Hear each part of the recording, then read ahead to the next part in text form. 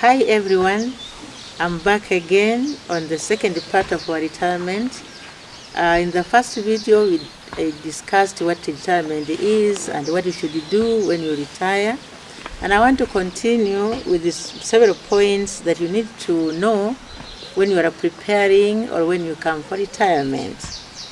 So now I talked about the last point I had in part 1 was cleaning your compound and having a kitchen garden. Now here it's good to take about 30 minutes to 1 hour when you want to keep yourself abreast with the farming.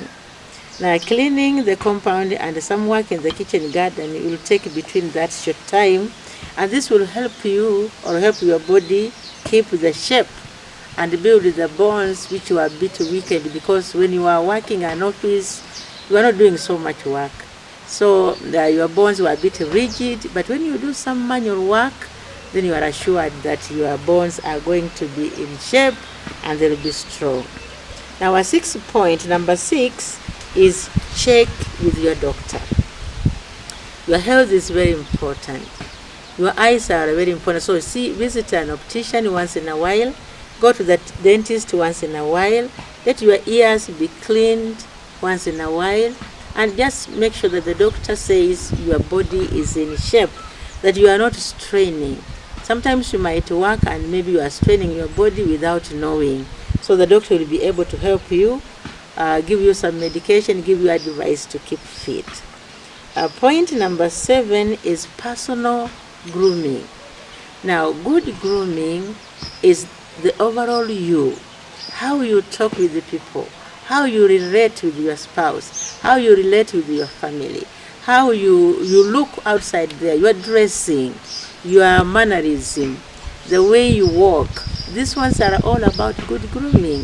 So good grooming is key.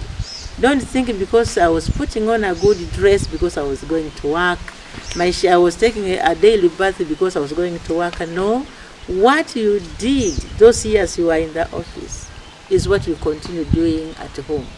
As soon as you finish doing some cure and you have some cures and you have sweated, take a nice bath, have a good soap, change your clothing, and that will be good grooming. Always buy the best outfit which is fitting you very nicely, and then you keep the fashion trend. Don't put on the dresses you are putting on in 19, sit down. Keep on changing. Have some good shoes that are a bit flat because your legs and your feet are a bit fragile. Don't put on high heels, and don't always remain in rubbers. Put on some good shoes. Keep your style on clothing. Keep your style on the hairdo. As ladies, have the best fashion for your hair. And men, have some shortcut or cut short hair, so that when those young people look at you, they admire retirement. They say, so and so retired, but he looks strong, he looks good. So and so retired, she's okay, and you can be able to be happy with her. So men, remain the heads of the family. Love your old wife. Respect your young children. Those children in the village, those children at the church who are at the age of your children, because they are young men, young women, respect them, remain relevant by being there for them. And when you look at your friends, find out which friend am I keeping. You might keep a friend who is going to derail you. You can keep a friend who is not going to be good. So make sure that your friends are the best people that you need, because some will going to mislead you. Some will want to use the money you are using.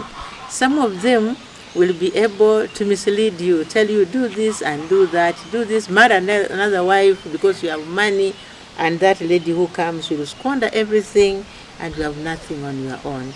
So be very careful with whom you share your prospects with, what you want to do. Whom are you sharing with? Not all people are good. Not all people are happy for you, but ask God's counsel and find out the best friends to keep. Number 8, keep awareness. Be aware of what is happening around you, in your country, in the globe. Always keep updated on the current news. Read newspapers, go online, use the tube the way I'm here now, that you'll be able to know what I'm talking about. That is keeping abreast and being aware of what is happening. And then when you do that, you'll be very much furnished with the current news. You'll be able to share with the people what you've heard, because be a leader. You'll be a leader to those people that you found there. Let them not lead you, because you have been enlightened, you have been out in the public world, so you can be able to advise people, to counsel people, to uplift people, to tell people how to live. Let them look at you as their role model, not just something to be dragged in here and there. Number 9, you need support. You can get support from your spouse. That is number 1. If you are a woman, get advice from your husband. If you are the man, then get some advice from your wife. Take that advice, because a spouse cannot mislead you. Now, from your wife or your husband, then your family, your children, and then those family friends. They can be able to advise you on how to settle, on how to do things right. So make sure that they are the people you need. Go and support the church. Now you have some money. If they have some projects, don't be mean. Offer some help financially. You can guide the young people. You can support where they need to be support.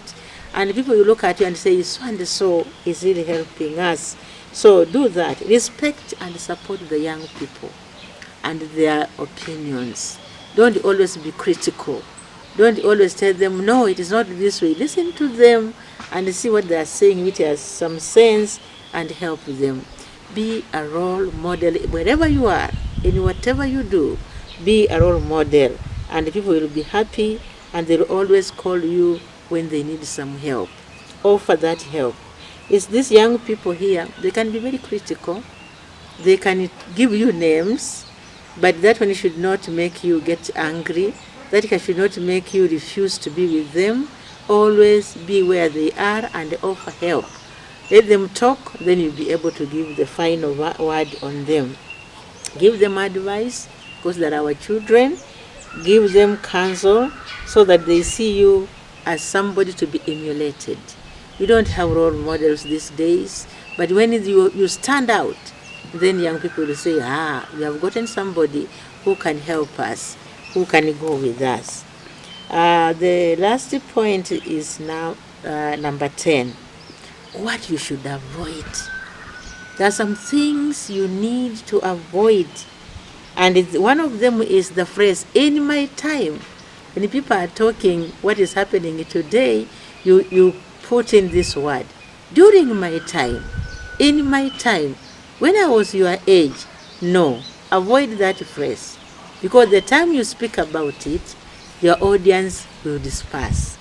So leave the time now.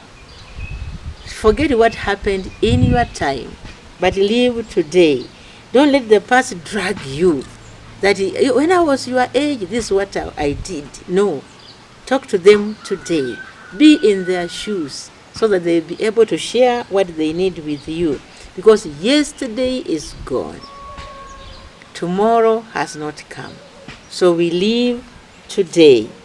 Let tomorrow not frighten you, and not let the past drag you in whatever you did, in whatever you did not do, but let them know that you are a part of them.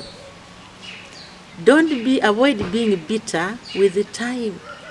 Maybe what you wanted to do, you did not do. You did not achieve much in what you wanted to do. What you wanted to do, you never accomplished. It can make you bitter. Don't be bitter with the time. Spend time with the positivity. Say, yes, maybe I did not do what I was to do yesterday or last year or during my time as an employee, but I can do now. Or I can now talk to my children. They do what I did not do. So you are there to advise, you are there to encourage, you are there to tell them, if you do ABC, you will do better than I did. I did this, yes, but do this. So when you do that, they look at what you have achieved and they say, yes, if our dad did this, if this gentleman did this, if this lady did this, if our mom did this, then we can do better. So if you are associated with negative people, remember, you'll always be bitter. People who talk about negativity, people who say, you cannot do it, so and so tried, it did not make it. Don't buy that story. Don't buy that talk, because that will make you very bitter and you not do anything. People who keep on murmuring, yeah, they keep on being negative, they murmur, there are people who are very bitter. Those people run away because they'll make you feel older. They'll make you, life will have no meaning. And that's why you have heard people are committing suicide, people are taking off their lives because they feel there's nothing I can offer, there's nothing I can do, I'm a failure in life. So people become so bitter because of the friends they associate with. Make sure you associate with the people who are thinking positively, who can add value in your life. The life you are living is too short to keep complaining. It is too short to keep murmuring. It is so short to keep scores that so and so did this to me, I must revenge. Revenge is for the Lord. If somebody has done you wrong, tell God, you knew this happened to me. Then you move forward, remain focused, and make tomorrow better. You make your life better and touch somebody's life, so that somebody will say, I'm here because Mrs. Mbaya helped me. I'm here because Mr. Mbaya helped me. Because you can earn more by being on retirement than when you are in that office. Finally, laughter. Laughter is medicinal. When you just laugh, when you just feel happy about yourself, you are just being happy, and it keeps you young. You know, when you laugh, you become young. Then when you become gloomy, you see there are so many wrinkles. You see many things have happened in your life. You are just a bitter woman. You are just a bitter man. You will not move far. Laugh. Laugh as often as you can and be thankful to God. Read books that talk about God and His goodness. If you are not with friends, then sing to God. Read the Word of God. Encourage yourself. So the last thing I want to talk about is laughter. Laughter is just being happy. It is so medicinal. Just laugh. When you are watching a cartoon, laugh. When you are watching some music, laugh. You can even dance. I do some dancing just to make my body feel good. That one makes the blood to flow. So laughter, when you are thankful to God, you just laugh and say, surely to God, this far you have brought me. I'm thankful. Just feel happy. Just be there for yourself. Retirement, you know, I was thinking about how many we started as teachers. We started as teachers, we become a classroom teacher. Then we become, I was lucky, I became a senior teacher. Later on, I was promoted to deputyship. Then from there, I ended up being a head teacher. And I have I've headed several good schools, big schools in Nairobi. And I had so many teachers who were so good to me.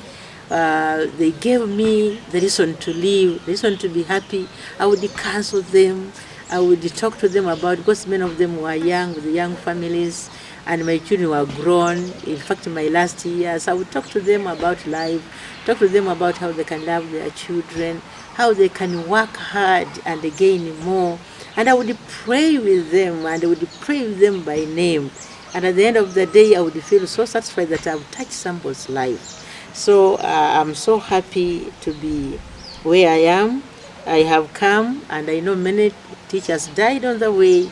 They did not retire, but God gave me the grace to retire. So I appeal to everybody out there, live so positively. Retirement is good. When you retire, use your time well, use the finances well, and you live a life which is so good. Encourage other people and encourage yourself. Nobody will encourage you when you are a bitter. Encouragement comes from inside you, and you'll always be happy that it happened. So finally, I thank this God for this fire has brought me. I'm here doing what I can do and resting a lot guiding and counseling young people from the experience. I'm not a guiding and counseling professional, but from what I've gathered as a teacher with the parents, with the teachers, with the children, I would use my expertise just to guide. And that one I can go a long way. I'm now doing it in church, and I feel good. I guide and talk to my daughters-in-law, and we are friends. With my grandchildren, we are friends. So I thank God this fire has brought me. So finally, friends, I want to encourage everyone who will be watching this YouTube discussion.